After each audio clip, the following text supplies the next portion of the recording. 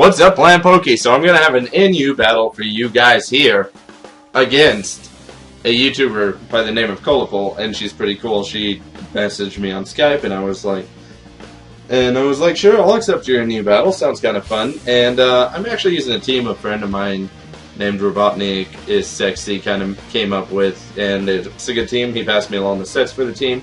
And so I was like, probably let's use it. Let's try it. Let's see how it goes.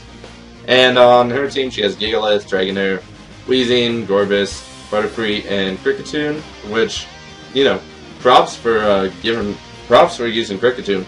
It was actually fairly annoying, believe it or not. And so basically, we had a good UU match, and that disconnected. We had an NU match that disconnected. And this is the only match that's going to end up not disconnecting on us, which is good. So, I'm going to go for the U-turn, as, she leads off with Gigalith, so obviously Stealth Rocks is imminent. And unfortunately, this team does not have a spinner, so, yeah. That's really unfortunate that she did, in fact, manage to get up the Stealth Rocks. Most of the team doesn't suffer from it, though, but, just hazards overall are bad. And so I go for the Gunk Shot to try and get damage off on this Butterfree, because I kind of think it probably has a Focus Sash. That would make sense to me. And obviously I'm going to miss, and she is going to go for the Sleep Powder, put me to sleep, then go for the Supersonic, which is, kind of depressing, because now she's going to go for the Stun Spore. And there is some Parafusion shenanigans about to go on right now.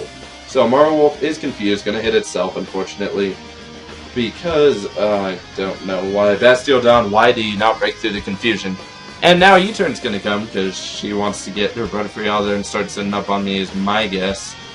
And Dragonair's gonna show up and basically, hit myself again when oh man, that hacks. That hacks, man, what the heck? Anyway, so, she's gonna set up Dragon Dance, and I personally don't, honestly care, because after this I'll have enough to recover for Sturdy, and I was going to Roar out because I knew what the plan was, because usually Dragon Dance, Dragonairs are pretty common in NU, at least in the lower part of NU.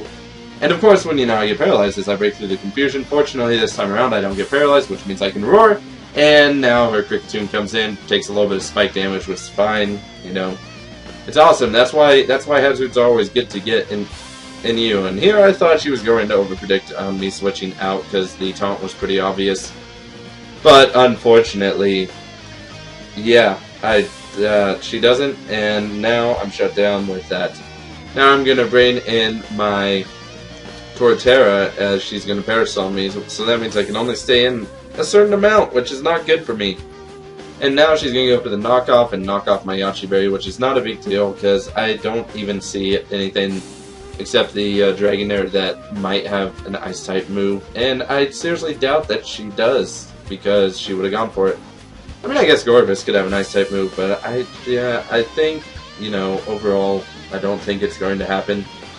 And so, I went for a Stone Edge, managed to hit, and I'm going to switch here because I want to save my Torterra for a little bit later if I can, and so I decided to bring in my already status Pokemon, and it turns out this Weezing has Taunt, which apparently Weezing can learn Taunt, and just it's not that much used.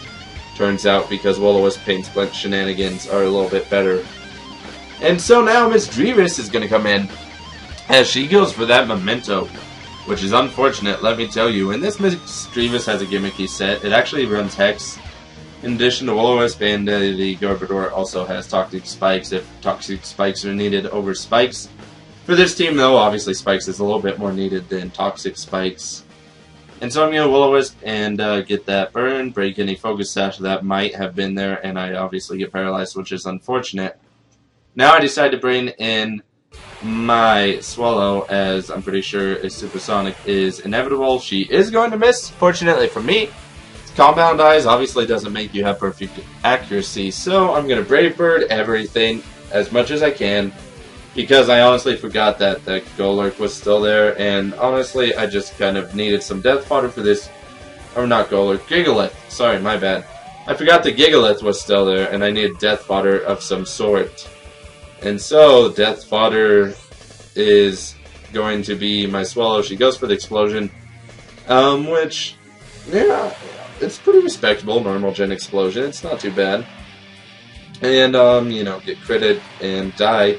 Because, obviously, crit did not matter. Actually, guys, that crit was super important. Super important. If that crit hadn't been there, then I wouldn't have died. Yeah, no. Let's be serious. That crit didn't matter.